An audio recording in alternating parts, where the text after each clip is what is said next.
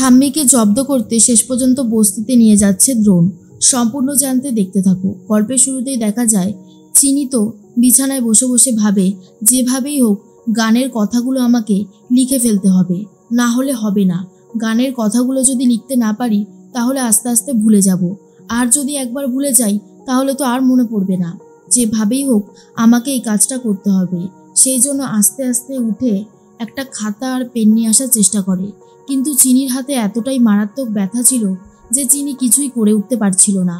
তারপর কোনো মতন খাতা আর পেনটা নিয়ে তো এসেছে, কিন্তু লিখবেই বা কী করে? তখনই চলে এসেছে বড় মা আর বলে, চিনি তুমি হয়তো ভুলে গেছো বাড়িতে আরেকজন আছে, তার সাহায্য নিলে ক্ষতি কি? তখনই চিনি বলে, তার সাহায্য নিতে তো ভয় করে, মনে হয় সে যদি আমাকে আবারও ফাঁসিয়ে দেয়। আসলে বিশ্বাস আর ভরসাটা না বড় মা করে উঠতে পারছি না, তাই বলতে পারেন এমনটা হচ্ছে। বড় মা বলে, বিশ্বাস করতে হবে চিনি, তুমি একটা খেলায় নেমেছো। সেই খেলাটা কিন্তু কোনো ছোটোখাটো খেলা না, অপরাধী ধরার খেলা। সেই ধরায় তুমি যদি ভাবো তুমি একাই সব কিছু করতে পারবে তাহলে তুমি ভুল করছো। তুমি একা অনেক কিছুই করতে পারবে না, যেটা হয়তো আমি তোমাকে করে দিতে পারবো। তুমি কিছু একটা লেখার চেষ্টা করছো, বলো কি লিখতে চাও? আমি তোমাকে সাহায্য করছি, আমি লিখে দিচ্ছি। তখনই চিনি বলে, লিখবেন? তাহলে লিখুন। এরপর চিনি বলছে আর উনি লিখছে। এর মধ্যেই ঠাম্মিকে নিয়ে সুনয়নী খুবই চিন্তিত। তখনই বলে, মাগো মা তোমার কি হলো বলো তো? ও মা ওঠো না। কিন্তু হেমাঙ্গিনী চৌধুরী তো একটা নাটক করতে শুরু করেছে, তাই সে উঠবে না বলে ঠিক করে। নার্স তখন এসে বলে, কি করছেন আপনারা? এভাবে পেশেন্টের কাছে কান্নাকাটি করলে পেশেন্টের অবস্থা কিন্তু আরও বেশি করে খারাপ হবে, তাই বলছি দয়া করে এমনটা করবেন না। আশা করি আপনারা আমার কথা বুঝতে পারছেন, আর যদি বুঝতে না পারেন সেক্ষেত্রে আমার কিছু করবার নেই। প্লিজ আপনারা এখন বাইরে যান। এরপরেই অপলা তখন বলে, আমি তো ঠাম্মির অনেক কাছের মানুষ, আমি বরং ঠাম্মির কাছেই রয়েছি, তোমরা সবাই যাও। কিন্তু সুনয়নী বলে, না আমার মা এটা, আমি থাকবো এখানে। নার্স বলে, কি হচ্ছেটা কি? আপনারা এরকম করছেন কেন? তখনই সবাইকে বার করে ছিটকিনি দিয়ে দেয় দরজার। এরপর ঠাম্মি উঠে বসেছে আর বলে, উফ, কখন থেকে ভাবছি কেউ একজন আসবে আসবে, কেউ আর আসছে না। দেখো নাটকটা কিন্তু ভালো মতন করতে হবে, আমি যদি ধরা পড়ে যাই না তাহলে কিন্তু তোমাদের চাকরি থাকবে না। নার্স তখন বলে, না না কর্তামা, আমরা তো চেষ্টা করছি সব কিছু, আপনি এরকমভাবে বলবেন না, তাহলে আমাদেরই খুব খারাপ লাগবে। কর্তামা বলে, আমার যদি ক্ষতি হয় তাহলে তোমাদেরই বা আমি বাঁচাবো কেন, তাই না? এদিকে চিনি বড় মাকে বলে দেয় কি লিখতে হবে। বড় মা বলে, এই সমস্ত লেখা তুমি কোথা থেকে পেলে? চিনি বলে, ওই খাতাটা থেকে পেয়েছি। আর এটা যে কোনো গান না সেটাও আমি বুঝতে পেরেছি, কিন্তু এটা কি? এটা একটা ধাঁধা, যেই ধাঁধার মধ্যে রয়েছে অনেক উত্তর, আর সেই ধাঁধাটা আমাকে বারবার পড়ে এর সমাধান করতে হবে, খুঁজতে হবে আসল সত্যিটা। এদিকে নার্স তখন বলে, কর্তামা আপনি কেন এত চিন্তা করছেন? ডাক্তার মুখার্জিও আমাদের সাথে আছে। ডাক্তার মুখার্জি চলে এসেছে আর বলে, কি হয়েছে কর্তামা? শুনলাম আপনি নাকি আমাকে ডাকছেন। ঠাম্মি তখন বলে, হ্যাঁ শোনো, আমার দাদুভাই কিন্তু এক্ষুনি চলে আসবে।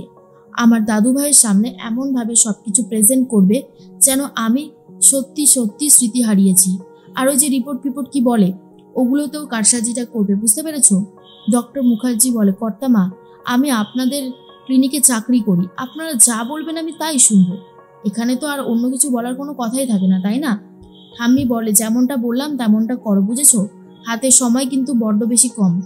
ডক্টর মুখার্জি বলে, হ্যাঁ আমি এক্ষুনি করছি। অন্যদিকে ডাক্তারি করতে গিয়ে অনেক কিছুই দ্রোণ বুঝতে পারে। আর তারপরে চলে এসেছে দ্রোণ। তখন অন্তরা বলে, তুই এসেছিস বাবা, তোর জন্যই তো আমরা অপেক্ষা করছিলাম। তোর ঠাম্মির যে জ্ঞানই ফিরছে না, দেখ না মানুষটার কি হলো, মানুষটার কিছু হয়ে গেলে যে আমরা একেবারে শেষ হয়ে যাব। দ্রোণ বলে, যাচ্ছি, কিন্তু দ্রোণকে যেতে দেওয়া হয় না। তখনই দ্রোণ বলে, আমি যেতে পারবো না আমার ঠাম্মির কাছে? অপালা বলে, তোমার এখন আসার সময় হয়েছে, চিনি তোমাকে আসতে দিচ্ছিল তাই না? আর তখনই দ্রোণ বলে, চিনি আমাকে আসতে দিয়েছিল, আমি একটু লেট করে আসলাম, অনেক কিছু জানি তো সেই জন্যই আর আসতে ইচ্ছা করছিল না। তখনই অপালা বলে, কি বলতে চাইছো? এদিকে তোমার ঠাম্মি অসুস্থ হয়ে রয়েছে আর তুমি এই সমস্ত কথা বলছো দ্রোণ? দ্রোণ তখন বলে, আমি কি কথা বলবো অপালা, সেটাও কি আপনি আমাকে শিখিয়ে দেবেন? সুনয়নী বলে, শোন দ্রোণ, তোকে একটা কথা বলি, তুই যদি আমার মাকে সুস্থ করতে না পারিস, তুই যদি আমার মায়ের স্মৃতি না ফেরাতে পারিস, তাহলে আমি তোকে মেনে নেব তুই হেমাঙ্গিনী চৌধুরীর নাতি না, তুই চৌধুরী বংশের ছেলে না, মেনে নেব এটা, বুঝেছিস? অন্তরা বলে, দিদি এসব তুমি কি বলছো? সুনয়নী বলে, ভুল কিছু তো আমি বলিনি, আমি যা বলেছি তা একদম ঠিকই বলেছি। সুতীর্থ বলে, তোমরা একটু চুপ করবে? দ্রোণকে দেখতে দাও না মাকে। সুনয়নী বলে, এই ও দেখে কি করবে রে? কি করবে ও দেখে? বরং ওর জন্যই তো আজকে আমার মায়ের এই অবস্থা হয়েছে। চিনিকে নিয়ে বাড়াবাড়ি চূড়ান্ত সীমায় পৌঁছেছিল দ্রোণ, তার জন্যই এই সমস্ত ঝামেলা হয়েছে। দ্রোণ তখন বলে, ভুল করছো পিসিমণি, ভুল করছো, আমি কিন্তু এরকম কিছু করিনি। আর অন্যদিকে বারবার একটা কথাই ভাবতে থাকে চিনি, এই সেন্টেন্সগুলোকে পরপর জোড়া দিলে কি এমন অর্থপূর্ণ বাক্য হচ্ছে, কি মিস করে যাচ্ছে চিনি, সেটাই ভাবছে।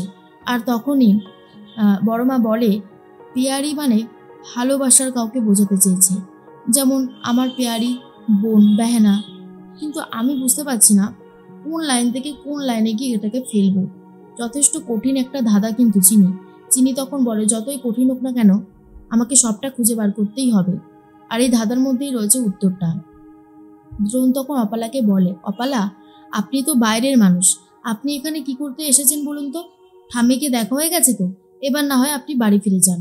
অপালা তখন বলে, দ্রোণ, তুমি আমাকে এখান থেকে তাড়িয়ে দিতে চাইছো? দ্রোণ তখন বলে, না তাড়িয়ে দিয়ে আর কি বা করবো?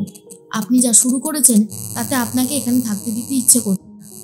এর মধ্যেই একটা কথা ভাবতে থাকে দ্রোণ, যেভাবেই হোক ঠাম্মির স্মৃতিশক্তিটা ফেরানোর ব্যবস্থা করতে হবে, আর তার জন্য আমাকে চেষ্টা চালিয়ে যেতে হবে। এর মধ্যেই ঠাম্মি তো অসুস্থ হওয়ার নাটক করছে। ডাক্তার মুখার্জিও পর্যন্ত সমস্ত রিপোর্টগুলো বদলে দেয়, যাতে দ্রোণ দেখে বুঝতে পারে ঠাম্মির সত্যি স্মৃতিশক্তি চলে গেছে। কিন্তু চিনি তো আগেই বলেছিল ঠাম্মির স্মৃতিশক্তি যাবে না, ঠাম্মি নাটক করবে, আর সেটাই ঠাম্মি করছে।